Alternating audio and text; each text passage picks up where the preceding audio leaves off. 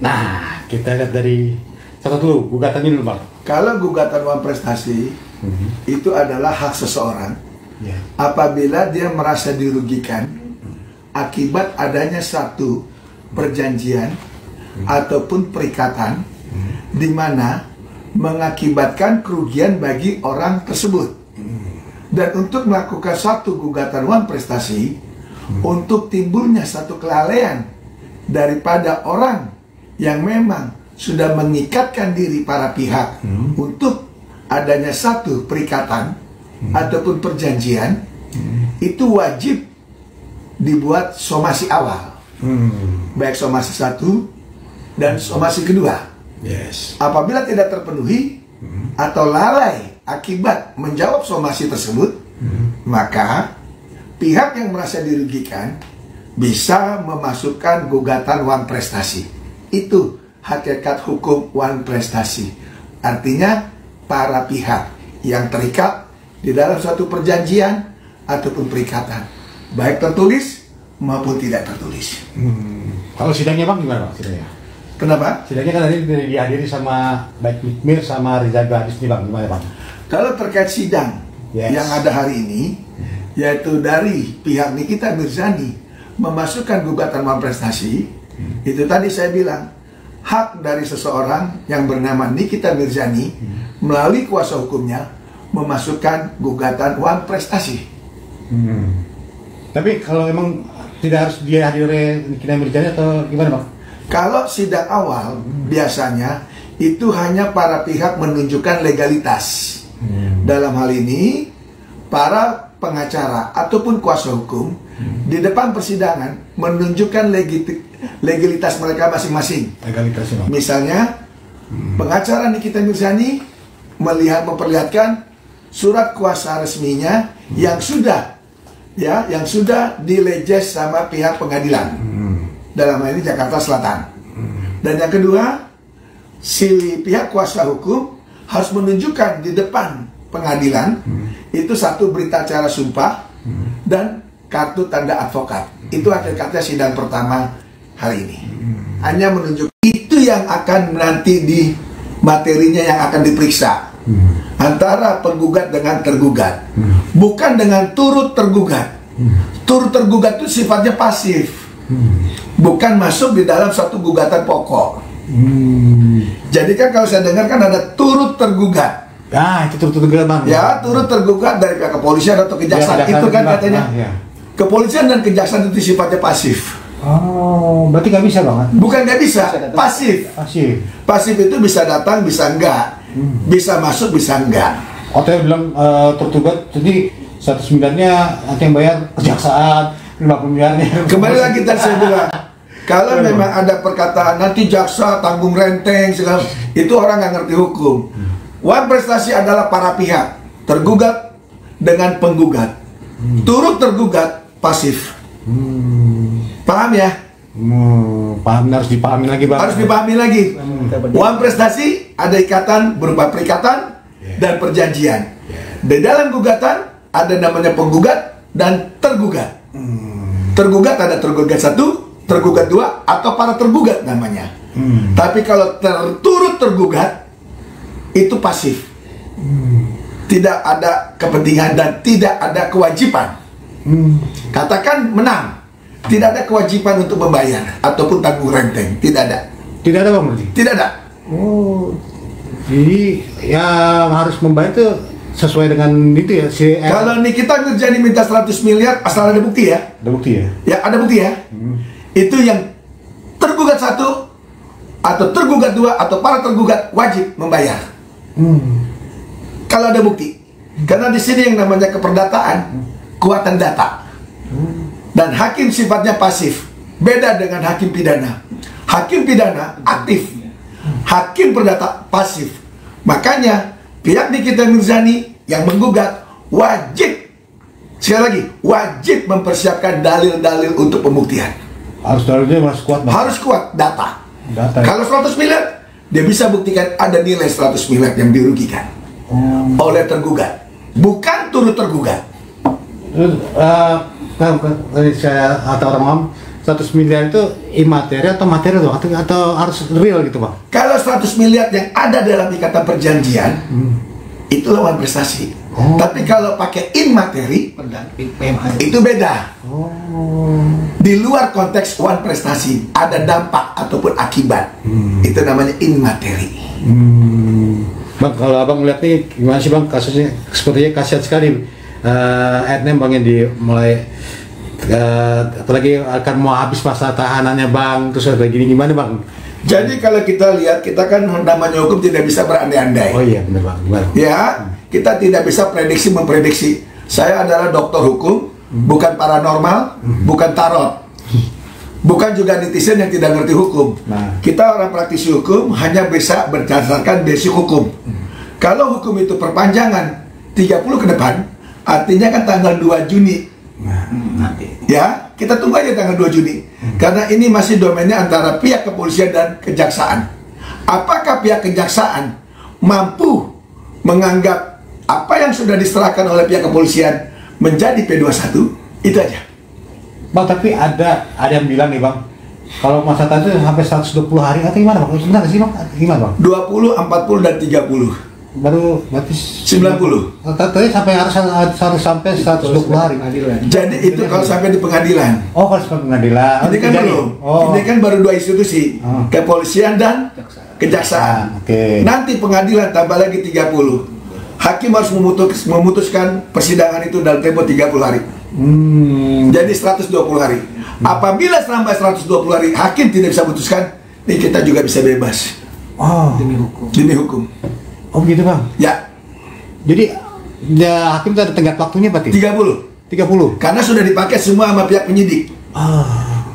20, 40, 30. 20 pertama perpanjangan pihak penyidik, 40 kedua perpanjangan melalui kejaksaan, 30 ketiga perpanjangan melalui hakim, melalui pengadilan negeri, ketua pengadilan.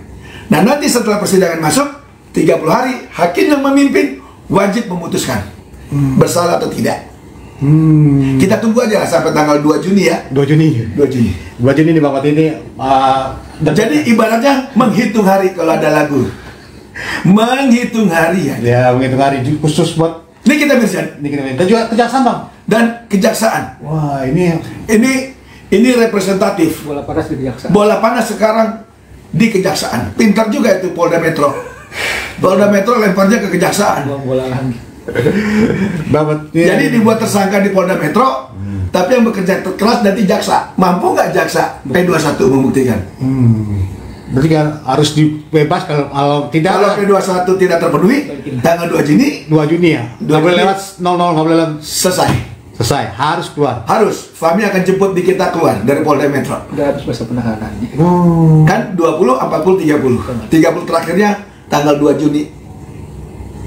Gitu. Tapi pihak soalnya bilang 2 alat bukti udah cukup, tapi ya 2 alat bukti kan terkait sah atau tidaknya suatu tersangka. Dibuktikan nanti. Makanya mampu nggak jaksa menganggap bukti yang dimajukan oleh pelapor itu menjadi alat bukti yang sah. Sementara di sisi lain kan Nikita Mirzani melalui pengacaranya melaporkan juga terkait alat bukti dianggap nggak sah. Inilah supremasi hukum. Ya, marwah hukum Bang dia dipertaruhkan antara luar biasa ini. Ini antara netizen juga mulai bertanya, gimana 2 Juni nih, gimana? Ini agak lain ini. Ini agak lain ini. Kasus ini agak lain. Iya. Ngeri-ngeri sedap. Berarti ya harus siap-siap lah Bang ya. Yes. Harus P21. Harus P21 kalau memang tidak mau malu muka. Tapi kalau mau malu muka ya terima padanya. Bang, berarti sekali lagi menegaskan bahwa pihak sana bilang bahwa ini modus, berarti bukan Bang, atau gimana? Kalau ada bilang modus, itu salah besar. Karena ada aturan hukum yang mengaturnya. Perma 1 1956. Tapi kasusnya dipaksakan nggak sih Bang? Kalau kasus dipaksakan atau tidak, itu adalah diskresi pihak kepolisian. Oke Bang. Karena kepolisian menentukan seorang tersangka itu wajib memenuhi 2 alat bukti.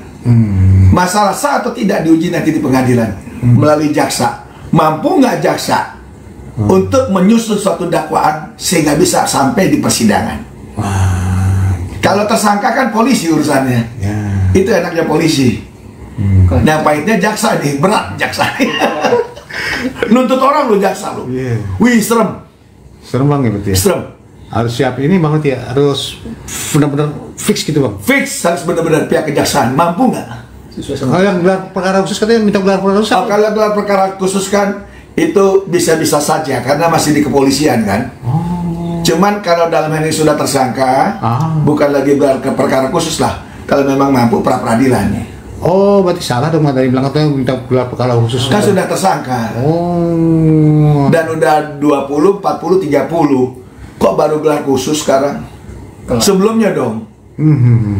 Bang berarti dan di aturan KUHP tidak ada seperti itu. tidak ada bang ya? Ya.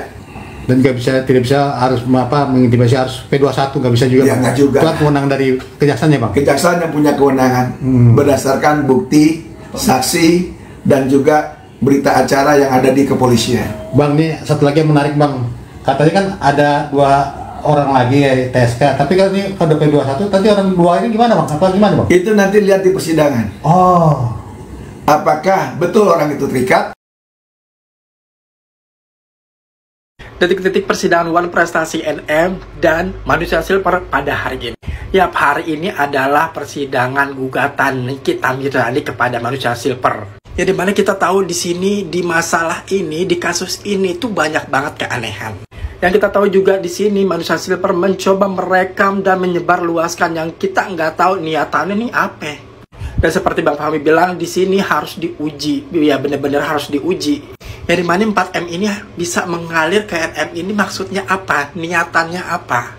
Dan harus tahu, untuk merekam percakapan seperti ini bukan kapasitas Manusia Silver untuk menyebar luaskan. Dari sini aja udah kelihatan, udah aneh, ada niatan apa nih si Manusia Silver. Dan semuanya akan diuji di persidangan ini. Tapi by the way, Sinepos kemana? Kok nggak ada di persidangan, Pos? Dari kuasa hukum NM kan buktinya kan tidak tertulis ya, Pak. Betul, Ya, oke. mungkin menguatkan sendiri soal bukti-buktinya itu tuh mungkin dari abang mungkin seperti apa? Iya, artinya gini, makanya saya bilang kita adalah negara hukum, negara Rechtsstaat, ya kan, yang diatur oleh konstitusi. Baik aturan kita ini ada yang tertulis dan juga ada yang tidak tertulis, tergantung kesepakatan kedua belah pihak. Tentunya ada petunjuk-petunjuk awal, misalkan melalui komunikasi lewat WA, lewat telepon, kan kita bisa hidupkan kembali komunikasi mereka ini dengan meminta bantuan kepada penegak hukum. Ada recordnya gitu loh. Jadi tetap aja ada petunjuk-petunjuk di mana mereka mengikatkan diri antara satu dengan yang lain, antara RG dengan NM, supaya terjadi satu kesepakatan bagaimana lu mengiklankan produk gua, bagaimana produk gua ini bisa dikenal secara luas oleh masyarakat, yang ujung-ujungnya itu adalah mendapatkan cuan, ya kan, mendapatkan profit buat RG. Harusnya RG beruntung dan RG harus mengucapkan terima kasih kepada seorang NM, bukan dia justru menyerang balik. Kalau masalah NM mohon maaf, dia memang tipe karakter orangnya kan ya bluesman, kalau cowok bluesman, jadi blues girl gitu loh. Jadi dia orangnya cuek, ya, dia selalu berkuar-kuar di media, ya memang itu adalah karakternya dia gitu loh.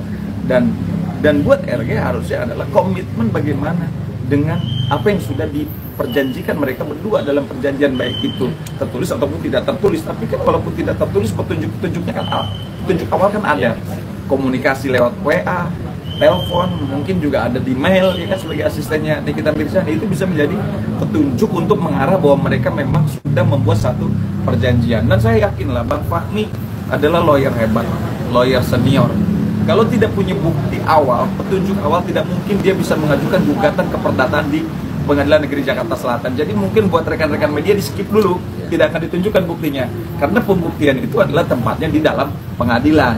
Ketika Anda mendalilkan, maka harus Anda membuktikan, dan saya yakin Bang Fahmi bisa membuktikan apa yang menjadi NM, bukti-bukti yang NM miliki, dan itu akan menjadi dalil di dalam gugatan yang sudah didaftar di sini. Dan hari ini kan kebetulan sidang pertama, RG tidak hadir.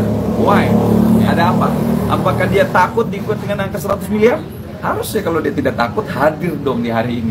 Sebagai warga negara yang baik, dia patut tunduk dan hadir memenuhi panggilan daripada pengadilan. Karena pengadilan ini kan panglima tertinggi. Siapa lagi yang mau percaya sama pengadilan kalau bukan kita? Ya, artinya dia ini wakil Tuhan gitu. Harusnya hormati proses peradilan. Datang hari ini, ya kan? Sampaikan kalau memang keberatan kan disampaikan. Artinya ada tempatnya gitu loh. Dan di dalam sidang pertama, menurut peraturan Mahkamah Agung nomor 1 2016 wajib prinsipal duduk bareng. Gitu. Baik dari pihak penggugat maupun tergugat. Tapi kan hari ini tidak hadir. Artinya ketidakhadiran RG sebagai tergugat ini menunjukkan bahwa dia tidak ada itikat baik dan jangan-jangan memang dia bermasalah. Bang, tapi ini kan tadi tim kuasa hukum dari Reja Gladys sendiri membantah adanya sebuah perjanjian. Nah, gimana menyikapinya memang? Kalau bantahan-bantahan itu kan sah-sah saja. Kita sebagai kuasa hukum itu, baik kuasa hukumnya NM maupun RG, mereka punya strategi masing-masing tentunya, ya kan.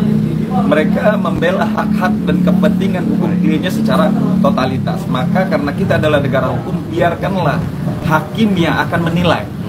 Bukti-bukti baik dari penggugat maupun tergugat mereka akan sampaikan di dalam proses persidangan.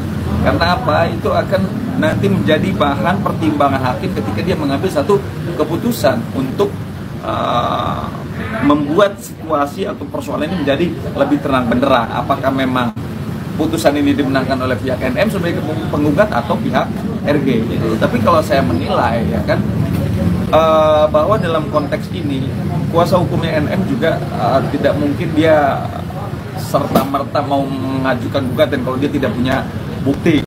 Buat kalian yang nanya aku, Kak Niki kenapa nggak jadi itu sidangnya kemarin? Ya mungkin abu-abu itu takut kali ya. Antara dua sih. Antara takut sama emang sengaja dimundur-mundurin.